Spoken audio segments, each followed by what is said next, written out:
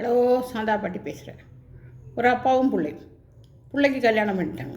அப்பா வந்து அறிவுரை சொல்கிறாங்க, அப்படி நடந்துக்கணும் அப்படி நடந்துக்கணும் அப்படின்னு. நீ சாப்பாடை மட்டும் போட்டால் போதாது, பொம்பளைக்கு பொண்டாட்டிக்கு சரீர சுகமும் கொடுக்கணுண்டான்னு. அதுக்கு என்னப்பா அப்படின்னு. அன்றைக்கி ராத்திரி முதல் இரவு ராத்திரி கட்டிலில் படுக்க வச்சு ஏசி போட்டு கால் பிடிச்சி கொடுத்து பாட்டு பாடி தூங்க வைப்பான். மறுநாள் அப்பா கேட்பார், எல்லாம் நல்லபடியாக நடந்தது இல்லைடா, அப்படி தாண்டா இருக்கணும்னு. என்னடா பண்ணேன் அப்படின்னு ஏதோ ஒரு பேச்சுவாக்கில் கேட்டேன்.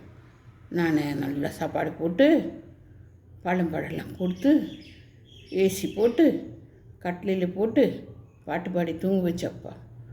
அடப்பாவி, அப்படி இல்லைடா, நான் அம்மாக்கிட்ட நடந்து நீ பிறந்த மாதிரி நீயே அவங்க சம்சாரத்துக்கிட்ட நடந்தால் தான் உன்ன மாதிரி ஒரு குழந்தாவை பெற்றுக்கோ. அப்போ அம்மாக்கிட்ட எப்படி நடந்தப்பா?